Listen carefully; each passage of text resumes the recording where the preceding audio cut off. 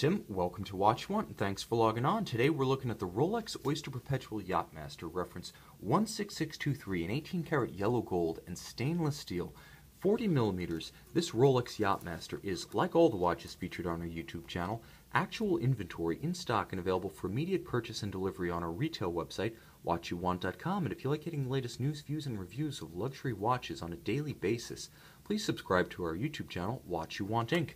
Now, the Rolex Yacht-Master debuted in 1992 as a sort of sequel to the Submariner, not a replacement so much as a sports watch for those who dwelled above the waves on teak decks rather than in the briny deeps beneath them. And the Yacht-Master was a more upscale reference in several ways. First and foremost, the use of a metallic precious metal bezel insert on a bidirectional rotating bezel, as well as a larger, more legible, what would come to be known as the maxi dial, relative to the smaller indices, hands, and luminescent applications of the Submariner at the time. Also finished without punctured or perforated lugs from the beginning, solid end links, and an upscale aesthetic that presaged what was to come for the Submariner line, the Yacht-Master has a completely different character.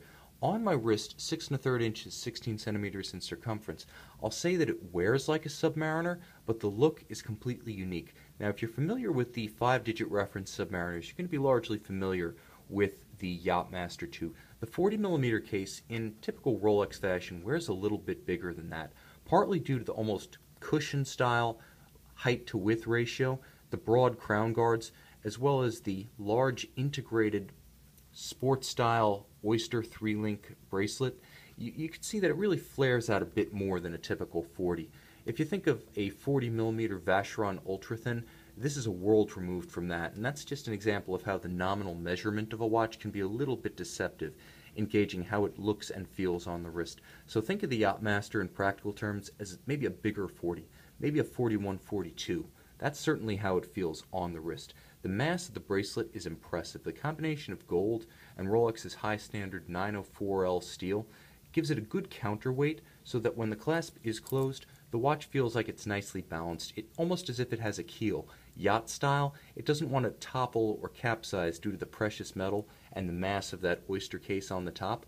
Every element is finished in an upscale fashion. Now you can see the Yacht-Master was an early recipient of refinements such as, for example, solid lugs, also solid end links, and long before the two-tone sub received the straight-through clasp, it was featured on the Yacht-Master. More than that, this watch featured a dial and a bezel that were completely singular. They did set the tone for what was to come in the 21st century with the sub, but you got to remember, this watch debuted in 1992, so the bezel, which is not a diving bezel and does rotate bidirectionally, can be used as a makeshift timer, but because it is designed as a regatta type watch, you can rotate it either way, whichever one gets you to the 5-minute countdown faster.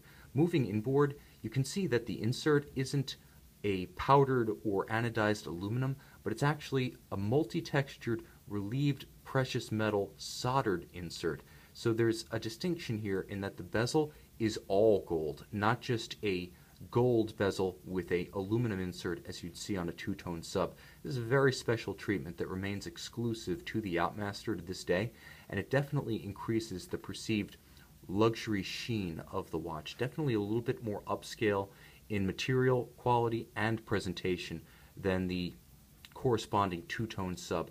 So I want to draw distinctions between that watch and this watch. Now, moving inboard, you can see another feature that was an exclusive of the Yacht-Master and will always make the Yacht-Master a significant chapter in Rolex history, and that's what's known as the maxi dial. During the early 90s, there was an idea that the Submariner might eventually acquire larger loomed hands, broader gold indices, and broader lume plots. And while that wasn't implemented until the 21st century, first with the so-called Kermit, the green anniversary Submariner, the Yacht-Master got it from the word go. So these loomed elements are both more legible in the day and more legible at night, where they glow brighter and more intensely. They also give the watch a bolder look, and in conjunction with that full gold precious metal bezel insert, they make the watch just a bit more imposing on the wrist and a bit more radiant in direct sunlight. But when we speak of radiance and the effect of sun on this watch, the star of the show, the magnetic centerpiece, is that beautiful Soleil pattern, the sunburst metallic blue dial. Arguably the most striking feature of any Rolex in the modern era, this sunburst blue dial has a life of its own. You can see even as I move it through the light in my light box, it takes on a different character. Very dynamic. It does direct the light with subtle graining out from the center, and there's a palpable sense of motion when you move this watch about on the wrist. In direct sunlight, it's absolutely explosive. It sparkles, it crackles, it pops. A gorgeous thing to see. It's also a collection of interesting and upscale tones. Now you have those applied yellow gold indices, you have the pale luminova inserts, as well as the gold or gilt style Rolex script and print on the dial. You also have a unique shock of red at 6 o'clock, where Yacht-Master, written in red, is almost like a little nod and a wink to Rolex's own heritage of the red sea dwellers and the red submariners.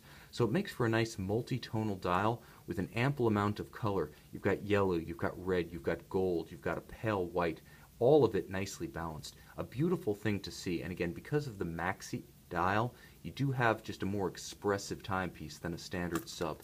Now inside the case, you have Rolex's tried and true in-house chronometer grade 3135. In this case, the Yacht-Master 2 and the Submariner are exactly the same, equally tough, with an equal 45 to 48 hour power reserve, very smooth bidirectional winding via Teflon-coated reversing wheels. This movement is exceptionally shockproof. It's exceptionally resistant to different positions on your dresser. It's the kind of movement that has exceptional resistance to thermal variation. This movement features a handmade Breguet overcoil hairspring, which is superb at resisting exactly what I mentioned, thermal variation, as well as different positions on the wrist and on your dresser top at night. So this is a sports watch tough, upscale sports watch. Like I said, one for the teak decks, not so much the sandbed underneath the waves. But that Rolex automatic in-house caliber is nevertheless protected by an Oyster case with 100-meter water resistance. So that's 330 feet for us in the United States using the Imperial system. That's plenty of water resistance for most. For casual swimming, snorkeling, jumping into the pool, falling off your jet ski, you should be just fine. This is definitely a watch that likes to get wet. And of course, with the traditional versatility of the Rolex Oyster case, bracelet, and clasp, this is a rugged timepiece, but one that's definitely rugged with an upscale, upmarket intent. It has a different impression, both on the wrist and to the eye, than the Submariner. Far more than a two-tone sub, the Yacht-Master is an important chapter in Rolex history. It's really the missing link between its sports watch, professional utility watch heritage in the 50s, 60s, and 70s, and its emergence as an upscale, peerless luxury watch manufacturer in the late 20th century and 21st century. This watch has a personality, a sparkle, and a character that's all its own. Rugged inside, sports watch tough on the outside, it's nevertheless an elegant entry in the Rolex professional watch catalog and an absolute essential for those looking to collect the modern canon of significant Rolex watches.